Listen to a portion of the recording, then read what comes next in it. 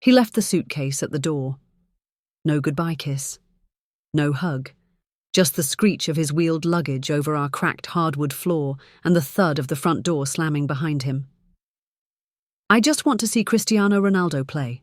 That's it," he had said, slinging his duffel bag over one shoulder like he was going to war. "It's once in a lifetime." "But what about me?" I had asked him, one hand on my belly, the other gripping our toddler's sticky fingers. "What about us, Ben? What about the children?" He didn't answer. He didn't even look back.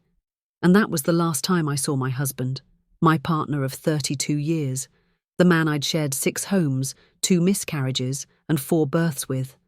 The man who used to write me love poems on napkins and tape them to the bathroom mirror. He left me pregnant and barefoot on our porch, with 3 kids crying behind me and the 4th one kicking in my swollen belly, to go and watch a football match in Saudi Arabia. And just like that, he never came back. My name is Eleanor Davis. I'm 84 years old now, a retired librarian from Fairhope, Alabama. I raised 4 children, planted 17 rose bushes around our home, and still remember the taste of my husband's cologne, sandalwood and lies. People often think old women like me don't have stories to tell, that our memories are just faded wallpaper in an abandoned room. But if you stay a while, if you really listen, I promise you mine will shake you to your bones. Because what Ben did to me wasn't just betrayal. It was abandonment dressed in cleats and a jersey. But before we get there, before the reporters came, before the inheritance war, before the birth of my last child on the kitchen floor, I need to tell you what led to that day. The day a grown man, a father, a husband, packed his bags to see Ronaldo live and decided never to come home. Ben had always been unpredictable, handsome in a boyish way, charismatic enough to sell water to a drowning man, and funny. He could make me laugh until tears stained my reading glasses. But underneath that southern charm was a restlessness, a hunger, a selfishness he learned how to tuck behind a smile. We met at a high school dance in 1959. He wore a baby blue tux that didn't quite fit, and I had curlers in my hair until 20 minutes before arriving. He told me I had eyes like peaches in the sun. I'd never heard such nonsense in my life. But I married him anyway.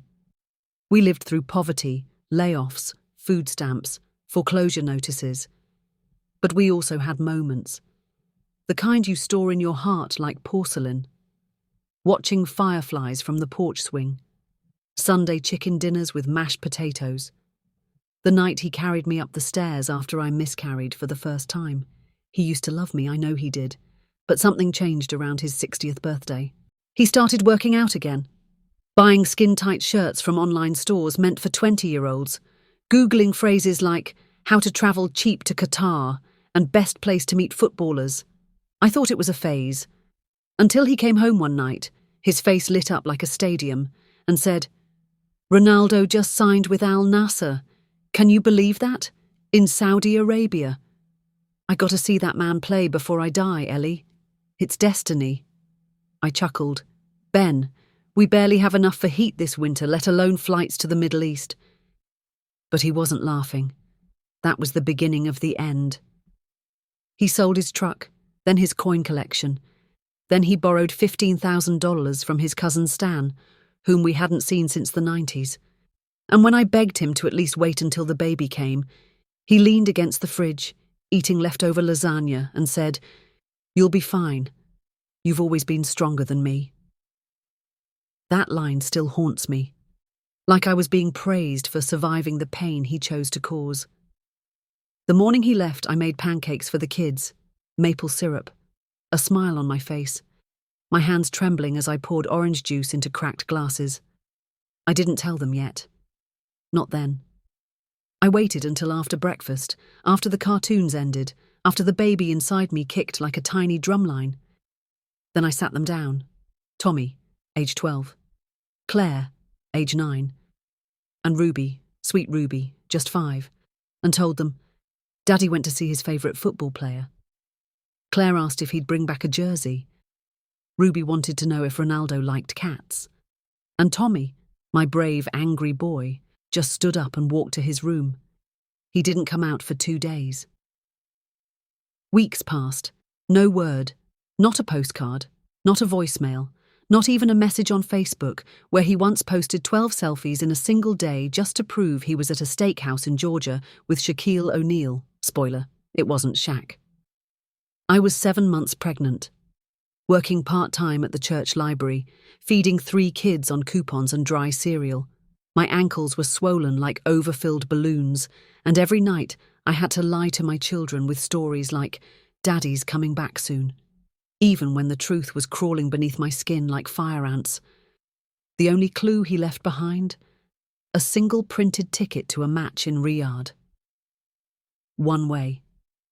It wasn't until my water broke, in aisle 6 of Walmart, right between the canned beans and boxed stuffing, that I finally accepted it. Ben was never coming back. And I was alone, holding on to 4 children, a half-paid mortgage and a heart split into 5 sharp pieces. But I didn't scream. I didn't faint. I grabbed Ruby's hand, asked the confused cashier to call 911, and whispered one thing to my unborn child. "Your father's watching a game, but I'll win this war." What happened next? The birth. The eviction letter. The secret account I found under Ben's name. And the letter I received 3 months later from a Saudi Arabian address. It changed everything. And not just for me. The letter came on a Tuesday, folded neatly in a beige envelope with foreign stamps and a return address I didn't recognize. The handwriting was unmistakably his, though. Ben's looping cursive, the same kind he used to write Eleanor's grocery list on our fridge every Sunday morning. I almost dropped my mug when I saw it. The kids were at school. The baby, little Lily, was napping in her crib, wrapped in a blanket my neighbour Marcia had knitted for her. The house smelled like lemon polish and weariness. My bones ached, my heart, worse. And now, this? A letter from the man who vanished to watch football in Saudi Arabia and never came back. I sat at the kitchen table, hands trembling as I opened it. "Ellie, I hope you're not too mad. I needed to do this for me. For once. Cristiano played like a god that night. I cried when he scored. I felt alive again, Ellie. I felt like I used to when we danced barefoot in the rain that summer in Charleston. I met people here. A guy named Ahmed said there's opportunity in logistics. They offered me a chance, a new life. I'm thinking of staying a little longer. Maybe a lot longer. Tell the kids I love them. I'll send money soon. Probably. Don't wait up. Ben." I stared at the page until the ink blurred into meaningless smudges. A new life? What was this then? Had the life we built together been a rehearsal? What about our new life, Ben? With diapers and school runs and 3 growing mouths, and one more that I had to cut from my own body without you holding my hand. He didn't ask about the baby. He didn't say sorry. He called Cristiano Ronaldo a god and said he cried. I didn't cry when I read that letter. I didn't have the energy to cry anymore. Instead, I folded it slowly, placed it under the glass fruit bowl in the center of the table and whispered, "You think this is a game, Ben? Then let's play." The days that followed were a blur of survival. I found a job shelving books at the county library, 4 hours a day. It didn't pay much, but it was quiet, orderly, and in the hush of those dusty aisles, I could hear myself think. I sold Ben's vintage records on eBay, sold his tools, even sold the old boat motor he never got around to fixing. Every cent went into groceries, school supplies, and paying off the late electricity bills he left behind. I learned to fix leaky pipes by watching YouTube on my cracked tablet. I planted tomatoes and spinach in the backyard, just so I wouldn't have to choose between formula and food again. And through it all my body ached, but my spirit refused to break. Because now I wasn't just a wife, I was a mother and a warrior. 3 months after Lily was born, something strange happened. A bank statement arrived for an account I didn't recognize. At first I thought it was a scam, but the name on it, Benjamin C. Davis. It was a savings account at a small international bank, and somehow it had $83,500 in it. I blinked. My hand shook as I scoured the details. This wasn't an account he had opened recently. The statements went back years. He'd been siphoning money slowly from our joint account. Quietly, every month, 20 here, 40 there. Small enough to go unnoticed. And over time, it had grown into a small fortune. He'd been building his escape fund right under my nose, using our money. Money I earned from editing college papers at night after putting the kids to bed. Money I scraped together couponing. Money I earned while still bleeding after giving birth to Claire. The betrayal wasn't just in the leaving, it was in the planning to leave. He knew what he was doing. He always knew. I couldn't breathe. The walls of the kitchen felt like they were closing in on me. My knees buckled. I grabbed the edge of the table, tears falling down my cheeks. Not because I missed him, but because I felt like a fool. How many lies had he stacked into our home without me noticing? How many smiles were just camouflage? I didn't call him, didn't email, didn't rage or beg. Instead, I called a lawyer. His name was Walter, a retired civil attorney who played chess at the park every Sunday and still wore suspenders with his slacks. I showed him the documents. His eyes narrowed.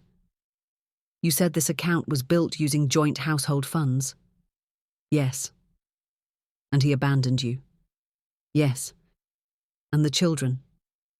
Walter smiled like a cat finding a mouse asleep in a shoebox. Then we have ourselves a case. It didn't happen overnight. But a month later, I was sitting in a courtroom, holding Lily on my lap, while Ben appeared on a blurry screen halfway across the world. He looked tanned, slimmer, hair dyed suspiciously dark. He was smiling. Until the judge read the charges.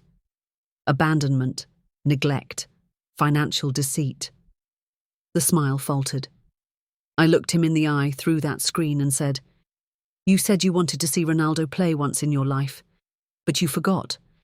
You left behind 4 people who needed you every day of theirs. Ben cleared his throat. Ellie, I didn't mean, save it, I whispered. He was ordered to pay back every dollar, plus damages, plus child support. But that wasn't even the best part, because what came in the mail next wasn't from Ben. It was from someone who had seen him at the stadium, someone who recognized him from a missing husband Facebook group, someone who had their own story to tell. And that story would change everything. The envelope was pale blue and soft, like it had been handled with care. It came tucked between grocery ads and electric bills, but I felt it, before I even saw the return address from New Jersey. I felt something was different. Inside, the handwriting was neat and feminine. It read, Dear Mrs. Davis, I hope this letter doesn't scare you or upset you. I found you through a Facebook support group for abandoned spouses. Someone posted your name after recognizing your husband in one of my photos. I believe we need to talk. Your husband, Ben, is with my sister. He's been here in New Jersey for the past month. He came from Saudi Arabia with a woman named Kendra, my sister. They say they're in love. They're trying to start a business together, a luxury sportswear brand, if you can believe it. He said you were gone. I didn't believe him. But now I know the truth. Please reach out. I think you deserve to know everything. Sincerely, Mallory Cole, 201-555-3278. I couldn't breathe. Not because it hurt, but because it made sense. The mystery money, the abrupt silence, the slow siphoning. He hadn't just run away to see a football game. He ran away to build a new life, with someone else, with Kendra. Ben had mentioned her once, just once. She was the daughter of one of his old college friends, ran an online sneaker boutique, and once asked him about getting investors for an influencer brand. He laughed it off, said she was young and wild. Now she was his future. After 32 years of marriage, 4 children and a mortgage I was still crawling uphill to pay, he'd replaced our entire family with a brand logo and a yoga-posing 20-something. I dialed the number before I could stop myself. It rang twice before Mallory picked up. Hello? This is Eleanor Davis, I said slowly. There was silence. Then a sigh. Oh, Oh, thank God. I didn't think you'd call. Mallory was 27, a preschool teacher, sweet, careful with her words. She told me everything. She'd met Ben and Kendra at a lounge in Hoboken. At first, she thought Ben was Kendra's father, until he kissed her full on the mouth over a basket of truffle fries. They had been living in her guest house, rent-free. She said Kendra gushed about him, leaving behind a toxic family who never supported his dreams. Claimed he was finally liberated. Mallory never bought it. She always exaggerates, she whispered. But the way he spoke about you. I knew something didn't add up. He said you were dead. Dead. That word hit me harder than the birth contractions. He hadn't just erased me. He had buried me. After we hung up, I sat at the dining table for hours, just staring at the letter, the bank documents, the court orders, the custody forms. I wasn't angry. I wasn't sad. I was something new, something sharp. It was like being reborn through betrayal, because I realized I had power now. He wanted to pretend I didn't exist. Then I would show him exactly what he tried to erase. The next morning, I walked into the county records office with all my paperwork, court judgments, power of attorney, proof of ownership. I wanted everything Ben touched to be pulled out from under him. I called the IRS, reported the undeclared offshore account. I filed for back child support penalties. And then I hired a woman named Celeste, a retired FBI data specialist who now ran a private consulting firm to track offshore accounts and asset fraud. She looked me in the eye and said, "You want to make him wish he'd never heard the name Ronaldo?" I nodded. "Good," she said. "Let's ruin his game." By month's end, the luxury sportswear company was shut down due to a suspicious business partner listing, one that listed me as the primary investor. Celeste had traced his investments back to joint accounts I had once co-signed. Legally, I was entitled to every penny he had poured into it. So I froze it. Every dime. Ben tried to call. 3 times. I didn't pick up. He left one voicemail, his voice low and suddenly polite. "Ellie, look, I think things got twisted. Can we just talk?" I deleted it, then blocked his number. He could talk to the judge, or to Celeste. But the kids, they still had questions. Tommy was quiet. Claire had started flinching every time the doorbell rang. Ruby cried at bedtime asking when Daddy would bring her a Saudi doll like he promised. And baby Lily. She was growing up in a world where her father was a rumour. I knew I had to do something. Something more than revenge. Something real. Something for them. So I did the unthinkable. I went to the press. I sat down with a small local journalist named Amanda Hughes. She ran a column called Voices Forgotten in the Baldwin County Beacon. I told her everything. The game, the lies, the money, the 4 kids, the football fantasy, the betrayal that felt too big to carry alone anymore. She printed it under the headline, "Wife left for Ronaldo. Grandma of 4 tells her story of football, fraud and finding strength." It went viral overnight. Over 4.2 million views in 72 hours. And that's when everything changed again, because I wasn't the only woman Ben had lied to. And one of the others had his child. Yes. A woman named Candice messaged me from Texas. She said she'd seen the article. And she recognized Ben's voice. Because 10 years ago she had a fling with a man named Benjamin Cole Davis, and now had a 9-year-old son with the same blue eyes and crooked smile. She had no idea he had a family. He had told her he was single, travelling, investing. And when she saw his photo in my article, she gasped so hard she dropped her phone into her casserole. Her words, not mine. She said her son Dylan had always wanted to meet his father, and now she wasn't so sure he should. I stared at the photo she sent me. Dylan looked like Tommy at that age, like Ben. And for a moment, I felt the sting of old betrayal twist into something else, something worse. He hadn't just abandoned us. He'd left everyone. Multiple lives, multiple lies. How many more were there? Was Ben a father of 5, 6, 10? And how long did he think he could keep juggling women and children and false dreams before they all came crashing down? I didn't know. But I knew one thing. I wasn't going to crash. I was going to rise, and I was taking every woman and child he betrayed with me, because Ben had made one mistake too many. And now? Now we were playing the game, and the next move was checkmate. The morning news anchor said it like she was reading a movie script. A grandmother of 4 from Alabama has filed multiple civil suits against her estranged husband, who abandoned her during pregnancy to watch Cristiano Ronaldo play live in Saudi Arabia. What's shocking? He's now tied to 3 other women across different states, each with children claiming he's the father. And just like that, my life wasn't just a broken marriage, it was a national headline. They called me the Ronaldo widow. Talk shows reached out. Podcasts wanted interviews.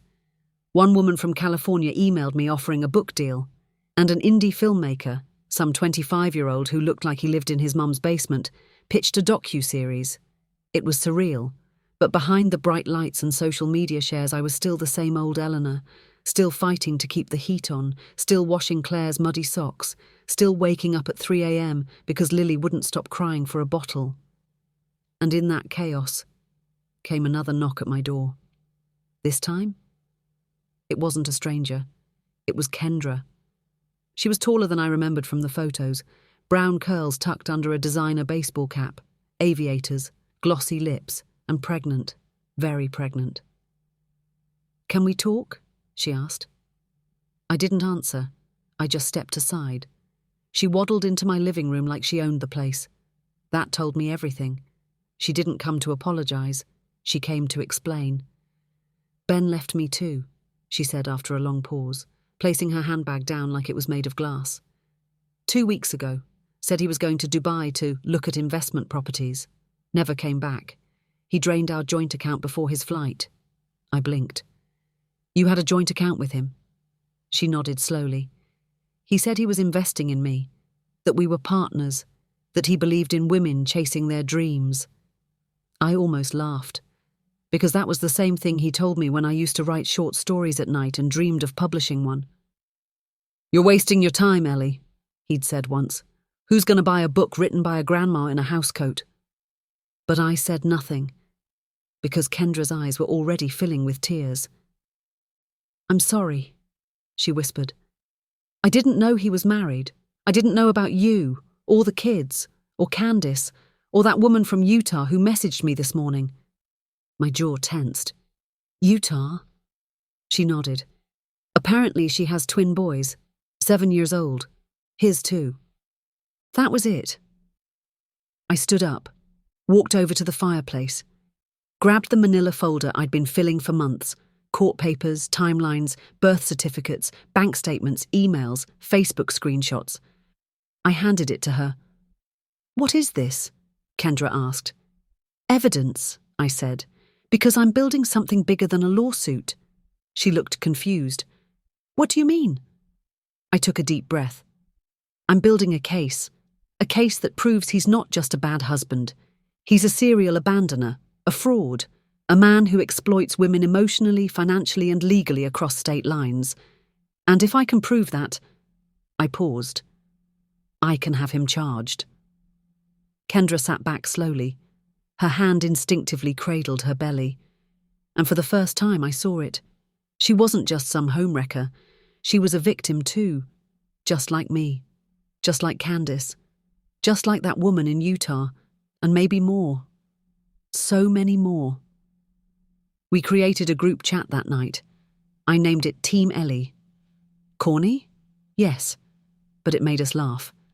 There were 5 of us at first, then 9, then 15. All women Ben had loved, lied to, left behind, or lured with sweet nothings and cheap promises. Some were single mums, some were divorced. One woman, Linda, was still married to him on paper. But every single one had a child with his blue-grey eyes. We started a spreadsheet, tracked timelines, logged financial overlaps, used Venmo receipts and Google Maps to chart his movements over the years. It was like playing detective in an emotional crime scene. And the deeper we dug, the darker it got. Ben hadn't just been lying. He'd been orchestrating, keeping calendars, using different aliases, staggering visit dates, sending the same exact text messages to 3 women on the same day. "You're my everything, baby. I've never felt this way before. Don't tell anyone. Let's just keep us sacred." Same words, different victims. We had the receipts, and soon we'd have the law. It wasn't easy getting the feds involved. They laughed at first. "You're saying this guy emotionally defrauded how many women?" But once Celeste gathered the documents, once we showed the pattern of financial theft, tax evasion, identity manipulation, and even passport fraud, they changed their tune. An investigation was opened. Ben's accounts were frozen. Interpol got involved due to the foreign travel. And the best part? They issued a formal request for his return from Dubai, where he was finally tracked down. He'd been working as a sports ambassador for a shady crypto brand, trying to sell NFTs to confused American retirees. Of course. The arrest didn't make national news, but it made local news in every town he ever lived in, and that was enough. The day it happened, I sat down with all 4 of my children, Tommy, Claire, Ruby, and little Lily. They were eating grilled cheese and tomato soup. I waited until they were halfway through their lunch before I turned the TV to Channel 6. The headline said, "Serial fraud suspect arrested in Dubai, faces multiple charges in the US." Tommy stared at the screen. Claire's fork dropped into her soup. Ruby whispered, "Is that Daddy?" And I said softly, "No, sweetheart, that's just a man we used to know." But here's the twist. Just as I started breathing again, just as I thought this was the end of the nightmare, I got another letter. Not from Ben, but from his lawyer. And it wasn't about the trial. It was about something else entirely. A will. Apparently, Ben had changed his legal documents just weeks before his arrest. And he'd named me, not just as the beneficiary of his estate, but as the sole guardian of another child. One I had never heard of before. A baby girl in Spain. From a woman who had already died. And the child carried my last name. The air in the room seemed to thicken the moment I read the words. "This document certifies that in the event of my incapacitation or legal detainment, full custodial guardianship of child Amelia Rose Davis, born in Madrid, Spain, shall be granted to my lawful spouse, Eleanor May Davis, residing in Baldwin County, Alabama. Amelia Rose Davis." My fingers went cold around the edges of the paper. I sat motionless in my chair for a good 5 minutes, staring out the window as the Alabama sun flickered through the lace curtains like it was trying to warm me back to life. He named me guardian, of a child he never told me about, from a woman I had never met, a woman who was now dead. The lawyer's cover letter explained that the mother, Maria Elena Ruiz, had died 3 months earlier in a car crash outside of Toledo. No next of kin, no other listed guardian, just a notarized will with Ben's signature, filed in a small Spanish court. How the lawyer found me, I don't know, but the embassy was involved now. The child was in a temporary foster facility, and if I didn't respond within 30 days, she would become a ward of the Spanish state. That little girl, who bore my last name, who had my husband's blood in her veins, would disappear into a system 4,000 miles away.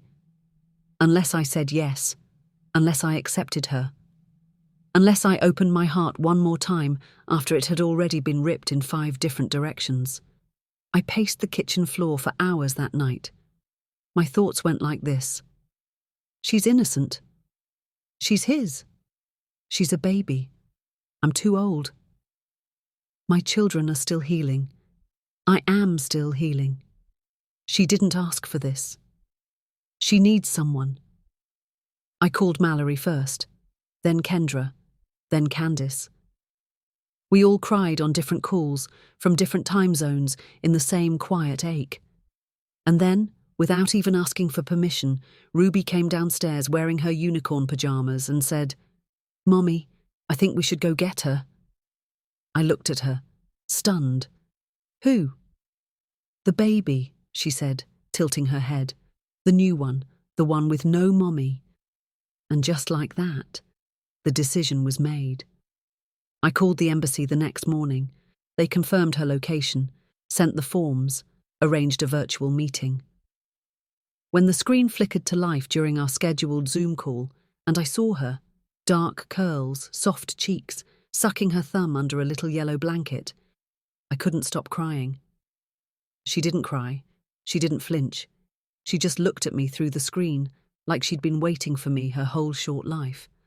And I whispered, "Hi, Amelia. I'm Eleanor. I'm your grandma now." She blinked once like she understood. The paperwork was grueling. So many background checks, home visits, medical evaluations, even a psych assessment to prove I was mentally stable enough at 84 to raise another child. But I passed them all. Because I had purpose again. Not just survival, not just revenge, but rebirth. 2 months later, Amelia Rose Davis arrived in Alabama. Tiny, quiet, staring at everyone and everything with the intensity of someone twice her age. The children fell in love with her instantly. Tommy built her a crib with his bare hands. Claire made her mobiles out of paper butterflies. Ruby sang lullabies to her that didn't even rhyme, but made Amelia giggle anyway. And Lily? She looked at Amelia like she had found her missing twin. They clung to each other like puzzle pieces, like fate, like grace. But there was one person I hadn't heard from since the arrest. Ben. Until the day a letter came, scrawled in his all-too-familiar handwriting, with prison ink fading on damp paper. "Eleanor, I heard you took Amelia. Thank you. I couldn't let her end up in the system. I didn't tell you because I was ashamed. I've made mistakes, too many to count, but she deserves a chance. Maybe this will help you understand why I left. I didn't know how to face the man I had become. I felt worthless, and I thought I'd only drag you all down. But I see now, I made it worse by running. I never stopped loving you. If there's any forgiveness in your heart, I hope you'll write back." I read it twice. Then I folded it and placed it in a drawer. Because I did forgive him. Not for him. For me. But I would not write back. Because that chapter was closed. Because sometimes healing means letting someone sit in their consequences.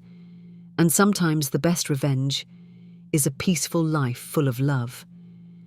One he'll only ever see through newspaper headlines and court transcripts. But just when I thought things were finally quieting down, I got a phone call. A voice on the other end said, "Mrs. Davis, this is Agent Sims from Homeland Security. I'm calling about your ex-husband's international assets. We've discovered something you need to see. Immediately." "What is it?" I asked. "It appears Mr. Davis had a second identity," the agent said. I felt my throat tighten. "And under that identity," he continued, "he purchased a villa in Italy, a sailboat in Greece, and transferred over $500,000 into a digital wallet under a fake name." I froze. Ben wasn't just a cheater, he was an international criminal. And the kicker, he had listed me as a silent partner, whether I knew it or not. And now, I was part of the case. I thought I was done with him. After everything, after courtrooms and custody battles, broken vows and abandoned children, I thought Ben Davis was finally out of my life. But the call from Homeland Security flipped the entire board upside down again. Agent Sims's voice was calm, professional, but underneath it, I could hear the tension. The kind of voice that had said these things before, but never to a grandma in a floral robe holding a bottle of baby formula. "I'm sorry to bring this to your doorstep," he said, "but your name is attached to multiple offshore accounts and business documents tied to Mr. Davis's alternate identity, Christopher Reed." I laughed out loud. "Christopher Reed? You're telling me my husband was living a double life as Superman?" Agent Sims didn't laugh. because it wasn't a joke. The documents were real. The name was fake, but the assets weren't. A villa in Naples, valued at over $1.2 million. A sailboat moored off the coast of Paros, Greece. Luxury watches, hidden crypto wallets, foreign currency. And then came the worst part. The forged signature. My name. Scrawled across deeds, transfer letters and business authorizations in handwriting close enough to mine to fool most. But not me. Ben had been building this web for over a decade, creating shell companies, opening accounts, signing my name when I was busy rocking babies or cleaning spaghetti off the ceiling. And now that the FBI and Interpol were closing in, guess who was tied to every knot? Me. I sat in a room with 3 federal agents, a government translator, and a representative from the US Treasury Department. The walls were pale. The air smelled like toner ink and bad coffee. Agent Sims laid out the folders. "Mrs. Davis," he said gently, "we believe your husband used your name as a legal smokescreen. We don't believe you were complicit, but we'll need your full cooperation to separate your identity from his crimes." I nodded slowly. "And if I don't?" I asked. He hesitated. "You could be indicted as an accessory to international financial fraud." I signed every paper they gave me, swore affidavits, turned over old tax returns, checkbooks, emails, even the calendar where I used to write Lily's nap times. They scanned my signature from every birthday card, grocery receipt, and PTA permission slip I had ever scribbled on. I felt like I was being peeled open and examined. And in the middle of all of that, I still had to take Ruby to dance class, Tommy to therapy, and make dinner with whatever was left in the fridge. All while trying to understand how a man could lie for so long without slipping. Until I realized he had slipped. Me. I was his only mistake. Because I didn't stay quiet. Celeste helped me contact a media attorney. We drew up a legal document barring any future attempts to use my identity in business transactions. We refiled all necessary documents to sever my legal name from any of Ben's registered accounts and shell companies. Then I did something unexpected. I wrote a letter, not to Ben, but to Amelia. She was too young to read it now, of course. But someday, when she's old enough to ask why her father is just a chapter in someone else's crime novel, she'll find it tucked away in a jewelry box I keep under my bed. The letter said, "You are not your father's mistake. You are your own miracle, born of chaos but raised in love. You came to me from a lie, but became the truth I didn't know I needed. You don't owe him anything, and you'll never have to earn a place in this family, because it was always yours." But the case wasn't done yet. A European judge ordered the sale of Ben's villa in Italy to repay victims of financial misconduct. One of the documents, signed in my name, had authorized a bogus real estate deal that left 2 retirees bankrupt in Portugal. They'd lost their savings chasing a dream Ben had sold them on a yacht over champagne. I wept when I read their story. So I called their daughter. Her name was Gianna. She was a pediatric nurse in Lisbon. She cried when I told her the truth, that I had no idea, that I had never even been to Europe, that my signature was a lie, just like the man who forged it. We cried together, and for the first time I didn't feel like a victim. I felt like a survivor reaching another one across the ocean. Then came the final court date.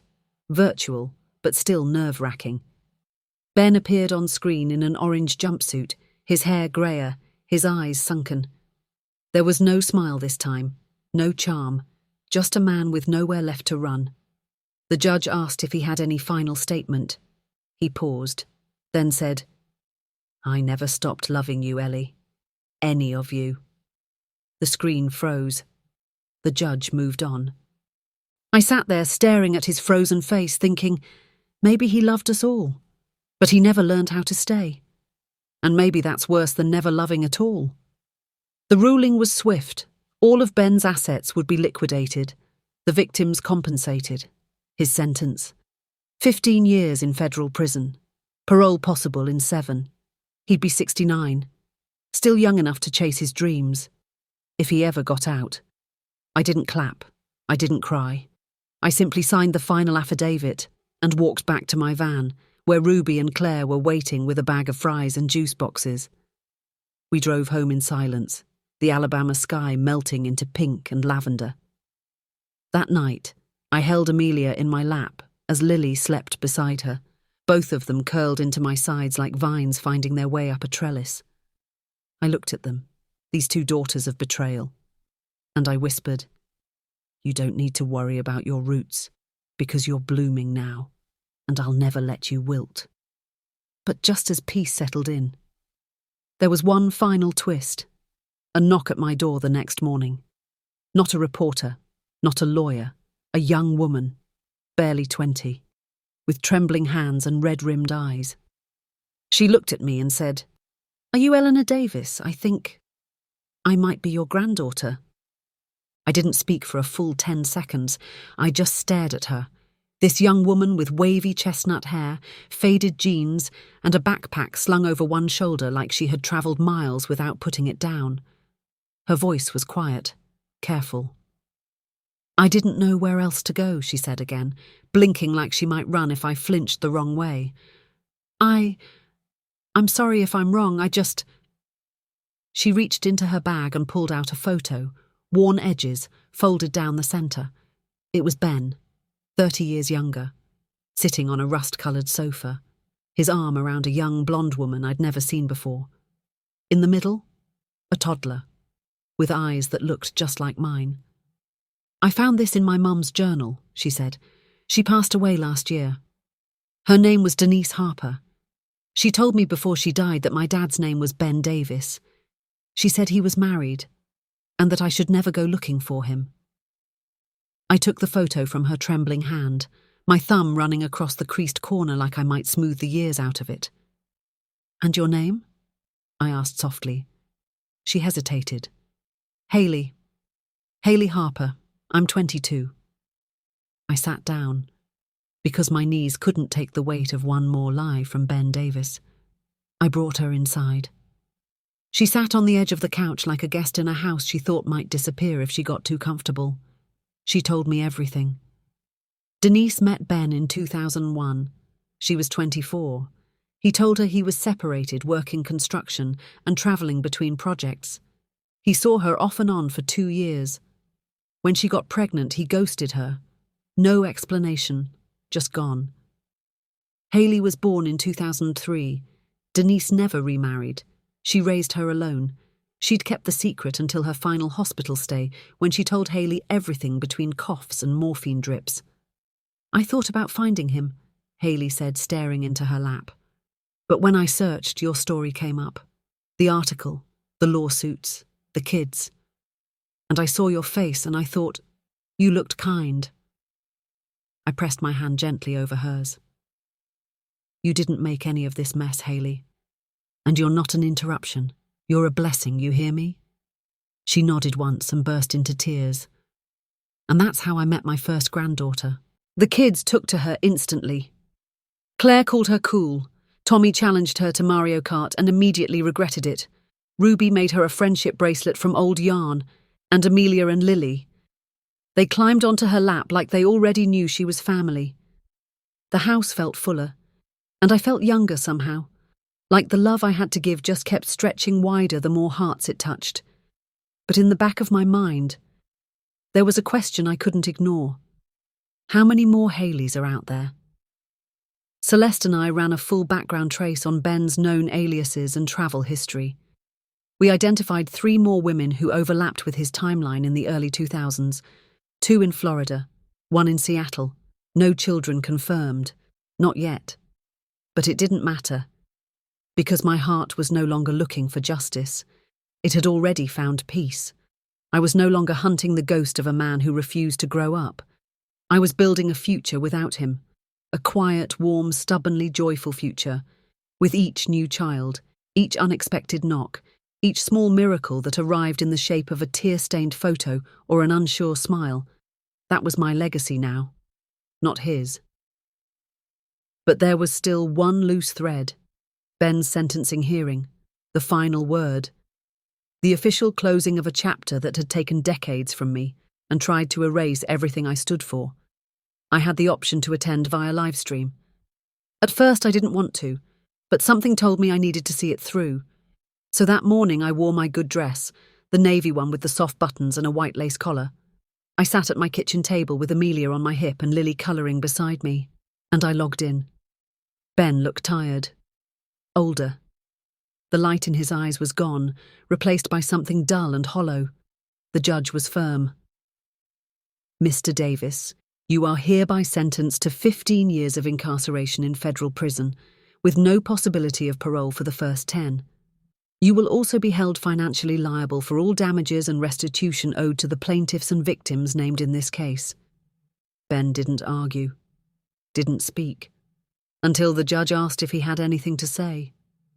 He stood slowly, glancing at the screen, knowing I was watching. I don't expect forgiveness, he said. Not from Eleanor, not from the women, not from the kids. But I just want it known. I never wanted to hurt anybody. I just didn't know how to stop lying. He swallowed. I'm sorry. And then he sat down. The screen went black. Just like that. It was done. That night I wrote one final line in my journal. Let the truth bury what the lies built. Then I closed the cover and kissed each of my children, all 6 of them, good night. Even Haley, who blushed like she was too old for it but didn't pull away. And just as I turned off the kitchen light, I heard Ruby call from the hallway. Mommy? Yes, baby. She peeked out from the bathroom, toothbrush in hand. Is the bad man gone forever now? I nodded. Yes, sweetheart, he's gone. And this time, I meant it. We held the celebration in the backyard. No balloons, no streamers, just what mattered. Food, music, and love. Claire helped me string fairy lights across the fence. Tommy rigged up a speaker from his bedroom window. Ruby made paper crowns for everyone, insisting Amelia and Lily wear theirs like real princesses. Even Haley baked cupcakes, lemon with raspberry frosting, and spelled family across them with coloured sprinkles. We weren't celebrating a birthday or a holiday. We were celebrating freedom. Freedom from lies, from the man who tried to turn our lives into a story where only he got a happy ending. But we rewrote it, ourselves. And now, we were living in it. A week had passed since the final sentencing, and in that quiet space, life slowly began to stitch itself back together, thread by thread. Tommy was opening up more in therapy. Not much, but enough to make me proud. Claire got accepted into the school newspaper and wrote her first editorial titled How to Love Like a Grandma. Ruby planted a sunflower seed in a plastic cup and said she named it Ellie 2.0. Haley found a part-time job at the town library, following in my footsteps. Amelia took her first steps. And Lily? She said her first full sentence. I love my house. I cried so hard I had to excuse myself to the laundry room. Because this was the healing I never thought we'd get to see. But it wasn't just healing. It was legacy, and I was determined to protect it. So I sat down with Celeste one last time. We drafted a letter, not for Ben, but for every woman he'd ever lied to, every single one, no matter how long ago. We titled it, The Last Truth. Inside, I wrote, if you're reading this, you've probably met him. You've probably heard promises.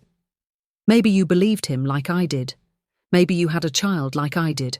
Maybe you're still wondering if any of it was ever real. I can't give you back the time he stole, but I can give you this. You are not alone. You are not foolish. You are not weak. You are the reason his story finally ended. And now you get to start yours. With love and solidarity. Eleanor Davis. Celeste published it online under a protected survivors group forum. It was read over 300,000 times. I didn't need applause. Just the knowing. The knowing that what nearly broke me became the very thing that helped other women stand taller. That's more than survival. That's justice. Weeks later, I was folding laundry when the doorbell rang. I opened it to find a small brown box sitting on the porch, No return address, just a single note taped to the top. Thought this belonged to you. W. Inside was a dusty VHS tape, black, labelled in fading marker, Ellie, 1989, for rainy days. I took one long, trembling breath, then called Hayley to help me set up the old VCR in the attic. It flickered to life, and there I was, young, laughing, sitting on a blanket in a field of wildflowers, holding baby Tommy in my arms. Ben was behind the camera. His voice was clearer than I remembered. "Look at her," he whispered to someone off screen. "That's my whole world right there." I turned the tape off before it ended, because that moment, that was real, and it belonged to me. But the rest was gone, and I was finally okay with that. The night of the backyard party, as the sun melted into golden syrup over the trees, I stood up with a glass of lemonade and tapped my spoon gently against the rim. Everyone turned toward me, 6 pairs of eyes that carried my whole heart. "I want to say something," I began, voice soft but steady. For a long time I thought being strong meant staying silent, enduring, surviving. But real strength, real power, comes when you stop apologizing for your truth, when you decide that your story doesn't belong to the person who broke it, but to the people who rebuilt it.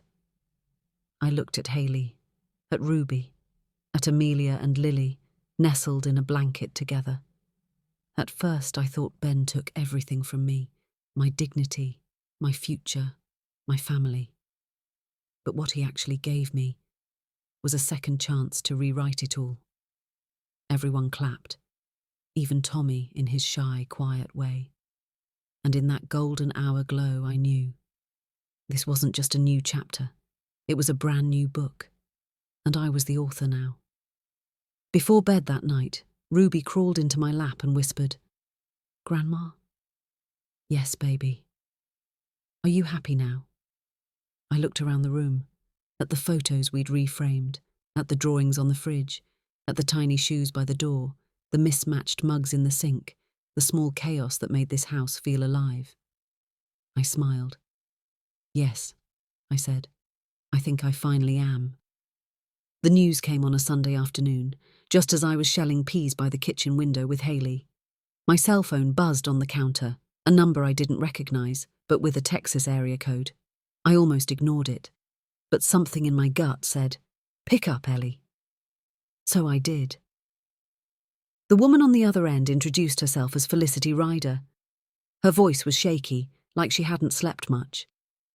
"I hope I'm not disturbing you," she said, "but I think I might have a son with Ben Davis.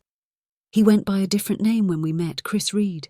I saw your video online, and the photos, and the little girl, Amelia.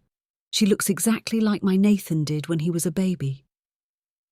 I sat down, slowly, as the sun warmed my neck through the lace curtain. This would be child number 7. I didn't cry. I didn't sigh. I just asked, "Is he okay?"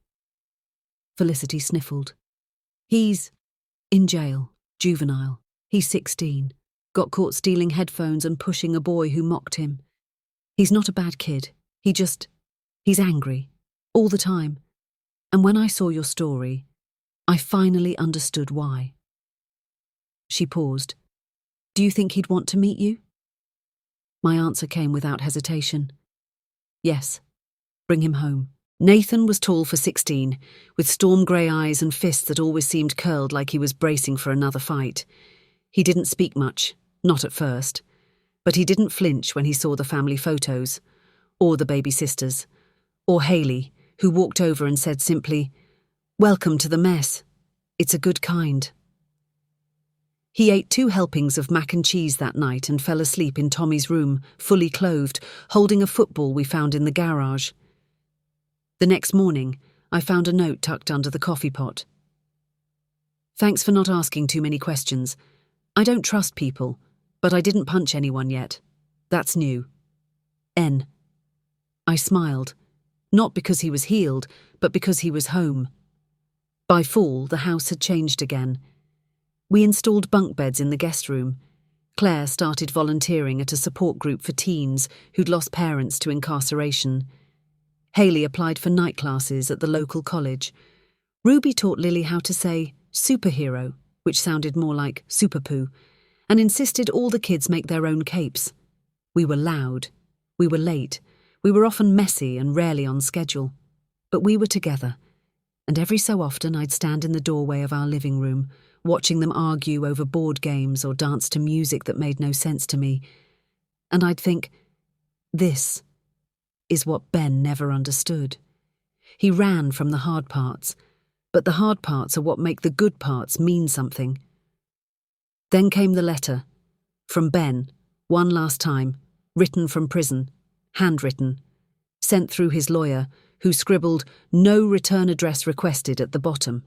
It read, "Ellie, if you're reading this, it means the clock's moving faster than I am. The doctor says my heart's giving out. Something about a valve. I don't really get it, and I don't really want to. I just wanted you to know.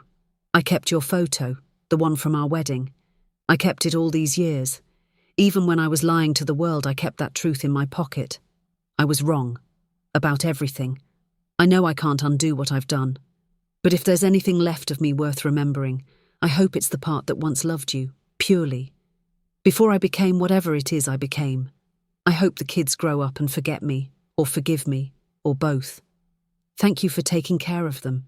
Of all of them, you were always the strongest one. Ben."